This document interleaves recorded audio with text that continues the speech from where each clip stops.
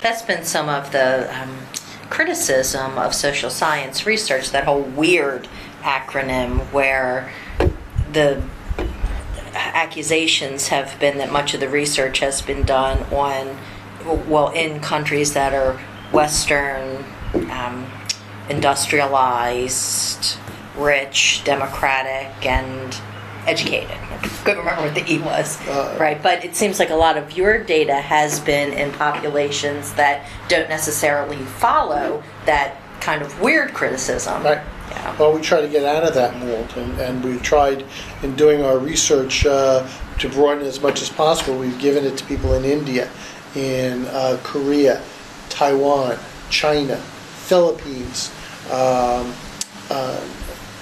Mexico, Czechoslovakia, Poland, Hungary. It's been used all across the planet.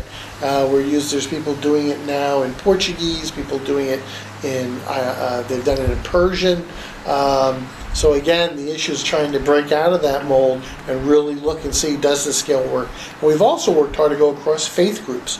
A lot of people use the Protestants, but we have Hindus, Christians, Muslims. We also have New Agers. We have Wiccans. We have even atheists, and that's an interesting thing there as well, with an atheist group. So that's, we had the 5 criteria, and that's where the scale came on. We've showed over a number of different studies, a lot of important things. Number one, that spirituality is independent of the big 5. When we did our original research, some qualities didn't make it, like the both-and thinking. That wound up being a dimension of openness to experience. So I don't need that for spirituality. Tolerance for contradictions. Again, openness to experience. Don't need it.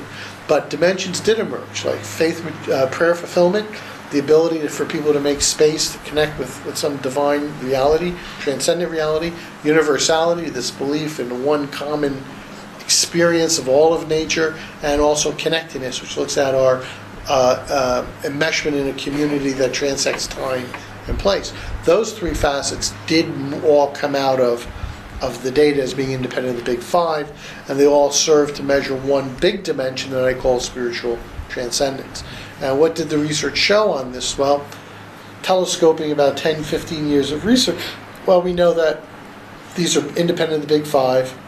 We know that we find self-observer convergence across these 2 things, that scores on these scales evidence incremental validity over the big 5, and that when it comes to understanding people, I learn more by adding this in. It gives me non-redundant information.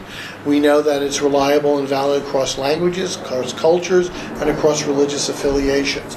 All of that is very important, showing that spirituality seems to be a universal aspect of who we are. And that's a cool thing. Okay? But perhaps the most important aspect of my studies is looking at the causal nature of the scale. Okay, so what is spirituality? Everybody's got it. But is spirituality what is it?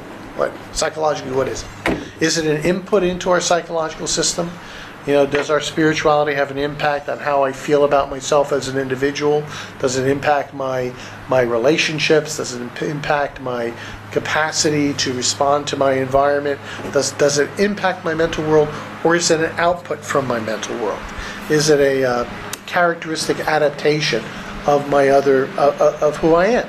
So, for example, people who are depressed tend to think negative things, the glass is half empty, life isn't worthwhile, and God's not important. Okay, but people who are not depressed tend to think the glass is half full, life is wonderful, God's a wonderful being. So is it my emotionality that impacts my sense of spirituality, or is it my spirituality that impacts my emotionality? This is really the key $64 question for spirituality, is its causal precedent. And some of the research that we've done tried to examine this using some, SEM analyses, but some more sophisticated multivariate statistical analyses, and to begin to try and test that question in some of the data that we have. And what we found is that spirituality seems to be causal input into our psychological status. That people whose or let's put it this way, that the quality of my relationship with God, the timbre of that relationship has important implications for other aspects of my psychological system. We also have a dimension called religious crisis, people who feel that their relationship with God is in distress. That has a very powerful causal impact on our psychological status. That's what the data seem to indicate at this point here. So it becomes exciting that spirituality is not only something new and universal about who we are, but this quality has an impact on my psychological status. And that supports the whole notion of pastoral counseling, what we're trying to do.